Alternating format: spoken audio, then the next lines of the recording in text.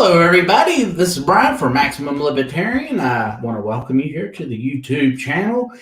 Please, if you haven't already, go down to the subscribe button, click it, hit the notification bell, hit the like button, share it with all your family and friends, and that's about it. So let's get on to it. See, it's already up. I just wanted to talk about real quick today the For the People Act. This came from H.R. 1, as you can see here. And all this information, all the links is in the description below. So if you want to go back and reread anything that I talk about, please do so. And if you see that I say something wrong, you can correct it in the comment section below. But like I said, let's talk about the For the People Act. You know, whenever Congress puts up something and they make it sound like it's a good idea, it really means it's a bad idea. You know, the For the People Act, the Patriot Act, the Affordable Care Act. See, all of these, you probably have some of your own that you might like, but all of them wind up being bad news for the American people. And this one, see, this past election, there was a lot of yelling and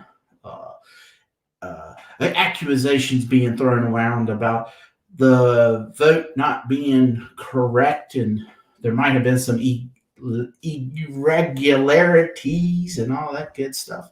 Who knows? But instead of actually trying to fix the problem, the Democrats said, hey, let's remove the steering wheel from the car. We'll just press on the gas, and hey, wherever this automobile goes, that's where it'll go.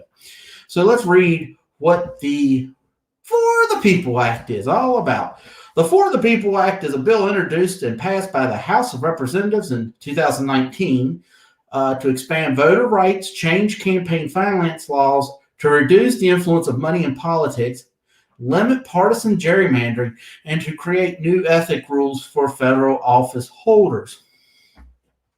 It was put up in 2019. It didn't go nowhere. And on March 15th, 2021, the bill passed by a near party line vote, 220 to 210, advancing to the Senate, which is split 50-50. And that's unless some of the Democrats come to their head, come to the realization that this is a really bad idea. Now, there might be a couple little things in there that I would agree with, but for the most part, I think what you're doing is you're making it ripe for fraud, and you are also taking this and you're changing laws in states, and the states should be in control of how they run the election, not the federal government. Also in this bill, it makes Washington, D.C., the 51st state of the Union. So let's go down here. We'll just check over little things here. Voting rights, election security. Wink, wink. The bill contains election security. Now, let's see. It's the voter verified paper ballot provision mandating the use of paper ballots that can be marked by the voters either by hand or with a ballot marking device and inspected by the voter to allow any errors to be corrected before the ballot is casted. The bill will require state officials to preserve paper ballots for recounts and audits, blah, blah, blah, blah. Well, that's an okay one. Let's see. And we'll go into this because I do have another thing. This talks about the voluntary public financing for campaigns, matching small donations at a 6-to-1 ratio. We'll talk about that a little bit later. But once again, this is major parties taking the money from the taxpayers to make sure any independent or third party individual, they're going to still be held down and not be able to live up to the standards that they make up. And let's see, okay, now here it is, but they want 10 years of the income tax returns for any presidential and vice presidential candidate. My thing is, why don't we make it a 10-year income tax return for anyone wanting to run for public office, if it's local, state, or national, federal? Because listen, the state of Virginia ran the U.S. Senate, for instance, and it's a multi-million-dollar to actually be able to run a successful campaign and win multi-million-dollars. But you're not even making that when you're a U.S. senator here in the great Commonwealth of Virginia. So, in turn, what exactly are you running for? There was a gentleman who ran for Roanoke City Council who spent $40,000 for a job that pays $15,000. Anyone that's spending $40,000 or you're running for something else, you're not running to help the people, for the people. Let's see, statehood for District of Columbia. So right there, listen, when our founders made this country, correct me if I'm wrong, but the idea that the District of Columbia was not a state, so you would not look that the nation's capital would not be in one state, So that was why it was like that. This was an easy fix. You give back land to Virginia and the land to Maryland, and that way the individuals could have their representation. That's what you could have done. Here it is, gerrymandering. This would require states to use independent commissions to draw congressional district lines. Well, what you got right now is even here in the state of Virginia, they've got a really wonky bill that if it's not agreed upon, then it goes to like a judge, and this judge will draw the lines. If you go to Reason Magazine, they had an article about a computer software program that you could, it would draw the districts for you. If you put me on there to draw the districts, I'm going to look at how can a libertarian win? How can other people other than Republicans and Democrats possibly win this seat? That's what I'm going to be gerrymandering for. I know that. So in turn, I'm not going to sit on that board. I want to make sure it's a fair, well, let me say this. I would gerrymander to make sure it's fair. I shouldn't just say a libertarian. I should say that a libertarian has an actual opportunity to run and win. And when you use the computer, it's almost like circles. It makes more sense. Not just going these little tiny, you can look it up, not these little tiny strips. And then it turns into a big bulb, and then there's a little tiny strip, just to make sure this individual can maintain his or her seat in whichever office that it might be. And then, here it talks about the support. This, one of the things that down here that talks about the opposition is the ACLU, which is a strange one because I tell you, when it comes to the ACLU, 99% of the time I go, why are they backing that individual or that idea? And then the next thing, go pack something that makes complete sense. I'm like, okay, that's a good idea, but the ACLU's against it. So, and this is a Democrat bill. Maybe we ought to be looking at it. You know what I'm saying? So that is one of the bad things.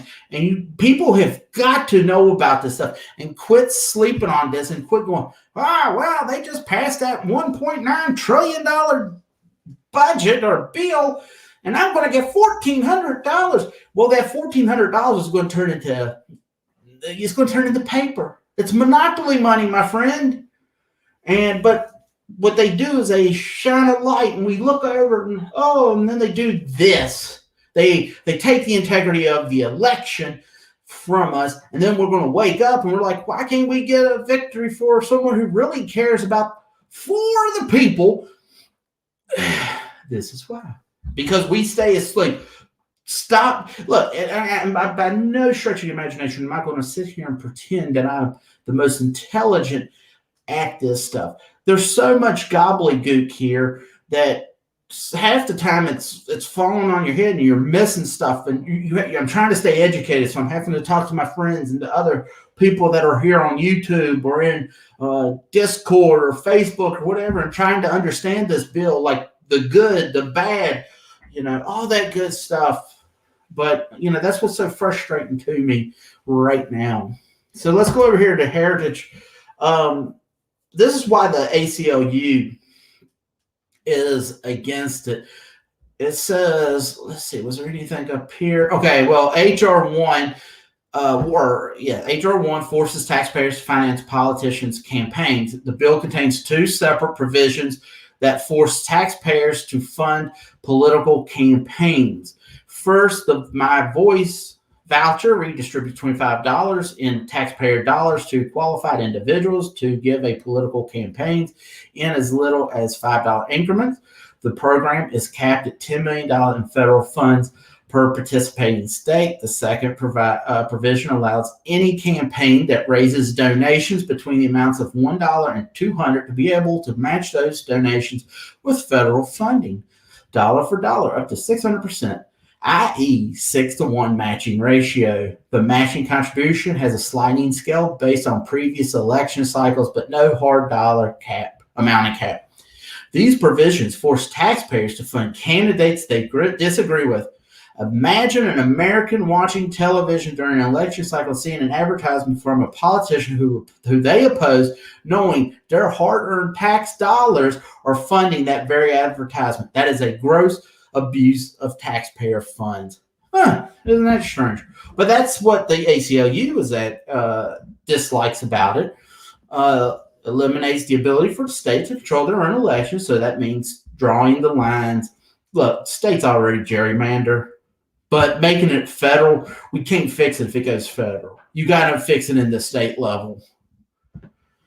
Let's see, undermines the First Amendment right to free speech, completely off the rail, unconstitutionally increases the government censorship over political campaigns, activity, and speech using a very vague standard. The bill regulates any speech that it deems threatening to federal candidate or election official, forces groups to publicly identify donors, regulates speech about legislative issues, regulates online political speech, forces groups to file reports to the Federal Election Commission when they sponsor political ads, imposes burdensome disclaimer requirements for issues, and much more. All right, that's the one where the left-wing agenda comes out against the HR1 for the bill's attack on free speech. I apologize about it. But even the first one, forcing taxpayers to pay for a fund for a campaign, even if, look, I like Joe Jorgensen, but I don't think everyone in the United States should be forced. I think they should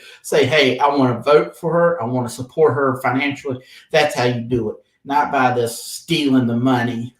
All right, then we're talking about the state lines. So please come here. You can check it out. HR1 is nothing but a left-wing power grab, and it's definitely not for the people. Let's see. What else do we got here? And then there's an article by look at that. Brennan Center for Justice. Congress must pass the For the People Act. I think the one thing in here that I don't have an issue with, well, there's two, and it's kind of wonky here too. Like, for instance, let me just say this. We got a comment. The bill is good for the country. Oh, well, thank you for letting me know that the bill, that the COVID relief is a good one for the country. I disagree with you. Let me pull that up there. Thank you so much for coming in. We can talk about that later, Mr. Mike T. But no, it's not. It's a travesty. It's a wasteful spending. They do not care about you, my friend, no matter what they tell you. No, but I do think when anyone goes to jail, a felon, when they get out of prison, they should be allowed to re-enter that into voting, because they've done their time. The one thing that I can't sit here and agree with, and I would need a little bit more persuasion, if you don't mind me saying, I hope I say that. The way that they should do it is, I don't believe that people in prison should be voting, because you have really nothing to offer. You're just being punished for whatever crime that you committed. So you're a bad boy, you're a bad girl, stay in there. Once you come out, more power to you. But the Democrats, you know what I really like, real quick, is the Democrats, they really like to they here in the state of Virginia, they have the real ID now. So for me to be able to fly, I have to go to the DMV and get a little star put on my driver's license, the real ID, so they can track you and find where you go and all that good stuff. But the strange thing was, in the Constitution, you're supposed to be able to go however you want, but I guess we just ignore that. The Democrats want you to be able to have to have an ID to open up a bank account, to fly, to get on the Amtrak train. They want your ID for anything unless you're voting. Voting, we do not want your ID. That's suppressing the vote. And we know that's a lie because anyone that wants to vote can vote. They have the ability to vote. So let's go on and talk about some other things here. Oh, here's another thing. And this is the only thing. President Biden, he passed, he signed a couple executive orders that are put here, but there was a really interesting one. This is where he wants the federal inmates to be able to, I guess, it directs the attorney general to coordinate with the probation service officer to develop, for individuals under its supervision to be able to vote. All right. So, but right here, let me go up here. Now, this is a weird one to me. Let's see. Direct assist national voters. I'm trying to find it, and I'll just talk about it. But this executive order, President Biden wants the federal group to they want to be able to allow these federal workers to nonpartisan work at the polling booths. And no, that's absolutely not a good idea. Federal workers need to stay home, and or if they want to work at a polling booth, they need to take the time off, not have the federal taxpayer pay for it. Ladies and gentlemen, it's a stupid idea. President Biden is oh boy, he's a great one to talk about. But that's a really bad idea that I believe that President Biden wants to do, is having our illustrious federal workers be able to go there. And I have nothing against federal workers, but so that's really something that I'm not really keen on. And yeah, this is just a bad bill all the way around. But now I want to bring up this next little. This comes from this wonderful Congresswoman Presley, and she wants to lower the voting age to 16. So I'm just going to play just a clip of it. Let me bring it up real quick. There it is. And she says this is what it's really all about. Supported my amendment to H.R. 1, the For the People Act. H.R. 1 is bold, transformative legislation which fights voters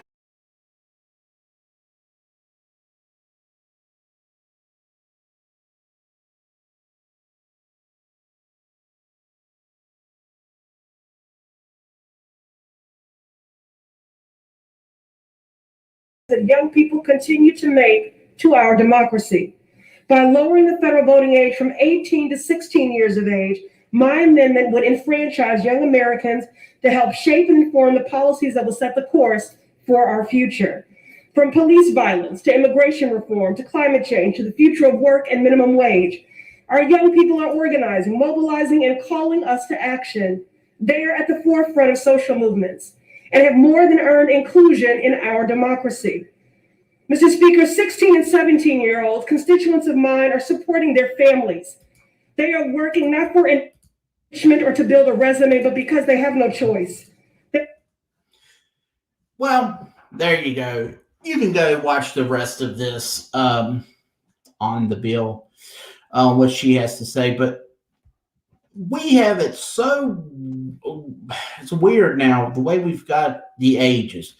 So she wants 16 or 17-year-olds to be able to vote. You're not a legal adult until you're 18. You can't buy cigarettes or drink alcohol till you're 21. You can't sign a contract till you're 18, but you can go to war when you're 18. You can go into the military. And, but you get to stay on your parents' health care until you're 27. So we have absolutely no rhyme or reason of these age limits here. And it's sad. But this is a bad bill. Like I said, it's taken the ideas and they're trying to centralize the way we vote.